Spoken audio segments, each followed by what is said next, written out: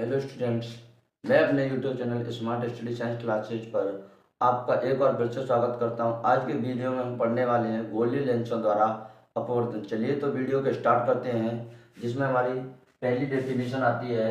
Lens किसे कहते हैं? दो पृष्ठों से घिरा हुआ कोई पारदर्शी माध्यम। पारदर्शी माध्यम का मतलब होता है जिसके आर पार देखा जा सके, उसे बोलते हैं पारदर्शी माध्यम। जिसके दोनों पृष्ठ गोलीय हों, लेंस कहलाता है। लेंस दो प्रकार के होते हैं, उत्तल लेंस और अवतल लेंस। अब देखते हैं हम उत्तल लेंस किसे कहते हैं। वे लेंस जिनके दोनों गोलीय पृष्ठ बाहर की ओर वक्रित होते हैं, जैसा कि आप देख सकते हैं चित्र में, ये एक गोलीय पृष्ठ, ये दूसरा गोलीय पृष्ठ। अब गोलीय पृष्ठ क्यों बोल रहे हैं? क्योंकि ये गोले के बने हुए होते हैं, इसलिए इनको हम बोलते हैं गोलीय पृष्ठ। तो एक पृष्ठ बाहर की ओर वक्रित है, यह आपका दूसरा पृष्ठ है कि बाहर की ओर वक्रित है। इस परिभाषा को न बोलकर आप दूसरी परिभाषा भी बोल सकते हैं।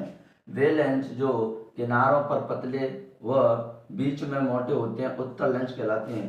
आप देख सकते हैं कि ये इसके किनारे और ये इसका मध्य भाग है, तो ये बीच में मोटा और किनारों पर पतला है। यानी ऐसे लेंस जो किनारों पर पतले और बीच में मोटे होते हैं उत्तल लेंस कहलाते हैं। इन उत्तल लेंसों को अभिसारी लेंस भी कहते हैं।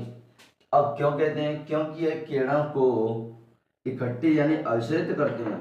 उत्तल लेंसों को हम अभिसारी लेंस भी कहते हैं, क्योंकि ये किरणों को इकट्ठी करते हैं। जैसे कि कोई किरण इन पर आपतित होती है, तो ये इस प्रकार से किरणों को इकट्ठी करते हैं, इसलिए इनको बोल देते हैं अभिसारी लेंस। आपके दूसरे लेंस है अवतल लेंस, यानी वे लेंस जिनके दोनों पृष्ठ अंदर की ओर वक्रित होते हैं, जिनके दोनों गोलीय पृष्ठ अंदर की ओर, ये देख सकते हैं आप, ये दोनों पृष्ठ अंदर की ओर मुड़े हुए हैं। अथवा दूसरी परिभाषा, और यह परिभाषा इसकी उल्टी है।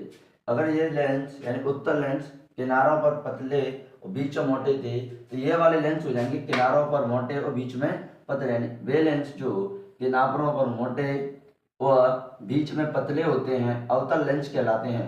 अब इन लेंसों को अभिसारी लेंस भी कहते हैं। जैसे हम उत्तल लेंस को अभिसारी लेंस बोलते थे, उसी प्रकार हम अवतल लेंस को अपसारी लेंस भी बोलते हैं, क्योंकि यह किरणों को फैलाता है। यानी फैलाने का मतलब होता है अपसरित करना। जैसे कि मान लीजिए कोई किरण इस पर आपतित होती है, तो ये इस प्रकार से किरणों को फैलाता है, इसलिए इसको बोल देते हैं हम अपसारी लेंस। इसके बाद आता है, अब पहले मैं आपको बता दूं कि अब हम पढ़ने वाले हैं गोलीय लेंसों द्वारा परिवर्तन, जिसमें चिन्ह प्रॉपर्टी वही रहने वाली है जो मैंने आपको दर्पण के लिए बताई थी, और जो प्रतिबिंब बनाने के नियम बताए थे वो नियम भी ऐसे ही रहने वाले हैं। बस आपको वक्रता केंद्र की जगह प्रकाशिक केंद्र करना है। जैसे कि हमने बोला था पहले नियम में कि यदि कोई किरण मुख्य अक्ष के समांतर आपतित होती है तो परावर्तन। अब यहाँ क्या पढ़ रहे हो? अपवर्तन। तो अपवर्तन के पश्चात उसके फोकस से गुजरेगी। दूसरा नियम इसका, यदि कोई किरण मुख्य फोकस से आती है या आती प्रतीत होती है तो अपवर्तन के पश्चात मुख्य अक्ष के समांतर गुजरेगी। और तीसरा नियम बनेगा इसका कि यदि कोई किरण हमारे प्रकाशिक केंद्र पर आपतित होती है तो वह उसी पथ पर अपवर्तन के पश्चात वापस लौट जाएगी, और चिन्ह प्रॉपर्टी वही की वही रहेगी जो दर्पण में बताई थी मैंने। इसके बाद है हमारा लेंसों द्वारा प्रतिबिंब बनाना। पहला है उत्तल लेंस द्वारा, तो जिसमें पहली कंडीशन आती है आपकी, यदि बिंब अनंत पर हो, बिंब और अनंत पर रखा हो तो पहली किरण हमारी ये आपतित होती है यहाँ से, और ये किरण अपवर्तन के पश्चात फोकस से गुजर रही है। इसी प्रकार दूसरी किरण मुख्य अक्ष समांतर आपतित होती है और जो कि फोकस से गुजर रही है। यानी हमारा प्रतिबिंब जो बनेगा वो हमारे फोकस यानी F2 पर बनेगा। अब जो आकार है उसका अत्यधिक छोटा है, बिंदु समान है, वास्तविक और उल्टा है। जैसा कि आप देख सकते हैं कि किरणें एक दूसरे को स्वयं ही प्रतिच्छेद कर रही हैं, तो इस प्रकार के प्रतिबिंब को हम बोलते हैं वास्तविक प्रतिबिंब। दूसरी कंडीशन है, यदि बिंब 2F1 से परे यानी 2F1 से दूर रखा हो, यह हमारा 2F1 है, ये इससे दूर रखा है, तो इसे बोलते हैं 2F1 से परे।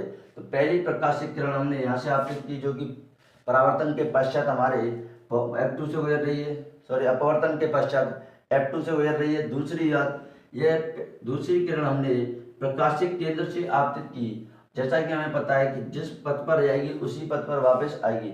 अब देख सकते हैं कि यह दोनों किरण एक दूसरे को कहाँ पर काट रही हैं। यानी अगर हम प्रतिबिंब की बात करें तो प्रतिबिंब F2 और 2F2 के मध्य बनेगा, छोटा बनेगा, और वास्तविक और उल्टा बनेगा। तीसरी कंडीशन है, यदि बिंब 2F1 पर हो, तो आप देख सकते हैं यह वस्तु हमने किसका के कहाँ रख दी, 2f1 पे। 2f1 पे रखने पर पहली किरण हमने आपतित की मुख्य अक्ष के समांतर जो कि फोकस से गुजरेगी। और यह फोकस से गुजरने के बाद दूसरी किरण हमने आपतित की प्रकाशिक केंद्र से। जैसा कि हमें पता है कि प्रकाशिक केंद्र से जाने वाली प्रकाश किरण उसी पथ पर वापस आती है। अब ये दोनों किरणें जाकर यहाँ पर काट रही हैं, कहाँ पर, 2f2 पर। तो हमारा प्रतिबिंब 2f2 पर बनेगा, समान आकार का बनेगा, वास्तविक और उल्टा बनेगा। अभी तक आप इसको नोट कीजिए, इसके आगे हम इनकी कुछ और प्रतिबिंब बनाते हैं। तब तक आप वीडियो को पॉज करके स्क्रीनशॉट लीजिए। अभी हमने उत्तल लेंस द्वारा प्रतिबिंब निर्माण की 3 कंडीशन पढ़नी थी। अब आगे पढ़ते हैं चौथे नंबर की कंडीशन कि यदि बिंब f1 और 2f1 के बीच में रखा हो तो प्रतिबिंब कहाँ बनेगा। ये 2f1 है, ये f1 है, बिंब रखा है हमारा यहाँ। पहली किरण हमने प्रकाशिक केंद्र से मान लो यहाँ से मुख्य अक्ष के समांतर आपतित कर ली, तो जो कि फोकस से गुजर रही है। दूसरी किरण प्रकाशिक केंद्र से आपतित कर ली। ये दोनों किरणें 2f1 से परे काटनी है, तो हमारा प्रतिबिंब बनेगा 2f1 से परे, बड़ा और वास्तविक व उल्टा। पांचवी कंडीशन है हमारी, यदि बिंब f1 पर रखा हो तो हमारा प्रतिबिंब अनंत पर बनेगा। आप देख सकते हैं पहली किरण हमने मुख्य अक्ष के समांतर आपतित की तो फोकस से गुजर रही है अपवर्तन के पश्चात। दूसरी किरण हमने प्रकाशिक केंद्र से आपतित की, दोनों एक दूसरे के समांतर हैं, तो आगे जाकर अनंत पर मिलेंगे। अनंत का मतलब पता ही नहीं कहाँ मिलेंगे, तो हमारा प्रतिबिंब बनेगा अनंत पर, अत्यधिक बड़ा और वास्तविक व उल्टा। अगली कंडीशन है इसकी उत्तल लेंस द्वारा प्रतिबिंब निर्माण की, उत्तल लेंस द्वारा प्रतिबिंब निर्माण की कि f1 व प्रकाशिक केंद्र के मध्य वस्तु रखी हो तो प्रतिबिंब कहाँ बनेगा। अब ये हमारा f1 और ये हमारा प्रकाशिक केंद्र, इन दोनों के बीच में ये वस्तु रखी हुई है, जिससे पहली किरण आपतित की मुख्य अक्ष के समांतर, दूसरी किरण आपतित की प्रकाशिक केंद्र से। ये इधर तो नहीं मिलने वाली इस तरीके से, क्योंकि आप देख सकते हैं ये किरण एक दूसरे से दूर हटती जा रही है। तो इस प्रकार हम इनको पीछे मिलाने की कोशिश करते हैं, तो यह उसी ओर मिलती है जिसी ओर हमारी वस्तु रखी है। तो कहने का मतलब प्रतिबिंब कहाँ बने, जिस ओर बिंब उसी ओर अत्यधिक, यानी जिस ओर वस्तु रखी उसी ओर प्रतिबिंब बनेगा। अत्यधिक आवर्धित यानी बड़ा बनेगा, आभासी बनेगा, वह सीधा बनेगा। अगली कंडीशन है अवतल लेंस द्वारा प्रतिबिंब बनाना, जिसमें पहली कंडीशन आती है बिंब अनंत पर रखो। अवतल लेंस द्वारा प्रतिबिंब बनाने ओनली दो ही कंडीशन बनती है, जिसमें से पहली कंडीशन बनती है यदि वस्तु अनंत पर हो। तो यदि वस्तु अनंत पर है तो आप देख सकते हैं कि यह किरणों को अपसरित करता है। तो हमने पहली किरण मुख्य अक्ष के समांतर आपतित की, जो कि अपवर्तन के पश्चात ऐसे निकल गई। उसके बाद दूसरी किरण भी इसी प्रकार आपतित की। अब यह इधर तो नहीं मिलने वाली, इन दोनों को किरणों को हम डैश डैश करके पीछे मिलाने की कोशिश करते हैं, तो यह किरणें हमारी फोकस पर मिलती हैं। तो इस प्रकार हम कह सकते हैं कि यदि बिंब अनंत पर हो तो प्रतिबिंब f1 पर बनेगा, अत्यधिक छोटा बनेगा और बिंदु समान बनेगा, आभासी व सीधा बनेगा। क्योंकि हम किरणों को डैश डैश करके मिला रहे हैं, तो इस प्रकार हम बोल सकते हैं कि हमारा प्रतिबिंब आभासी होगा। दूसरी कंडीशन है और लास्ट कंडीशन है कि अनंत तथा लेंस के प्रकाशित केंद्र के बीच यदि बिंब अवतल लेंस में अनंत तथा उसके प्रकाशिक केंद्र के बीच कहीं भी रख दिया जाए तो आपका प्रतिबिंब कहाँ बनेगा। जैसे कि मान लीजिए हमने बिंब को रखा 2f1 और f1 के मध्य में, तो पहली किरण मुख्य अक्ष के समांतर आपतित की, जो कि इस प्रकार निकल गई। दूसरी किरण उसके प्रकाशित केंद्र पर आपतित की। अब इन दोनों किरणों को देखते हैं, इस वाली किरण को पीछे डैश डैश करके लाएं, तो ये किरण एक दूसरे को प्रकाशित केंद्र और f1 के बीच में काट रही है। तो हमारा प्रतिबिंब बनेगा f1 व प्रकाशित केंद्र के बीच, छोटा बनेगा, आभासी बनेगा और सीधा बनेगा। अब इस प्रकार हमने गोली लेंसों द्वारा अपवर्तन में अवतल लेंस द्वारा प्रतिबिंब निर्माण तथा अवतल लेंस द्वारा प्रतिबिंब निर्माण पढ़ लिया है।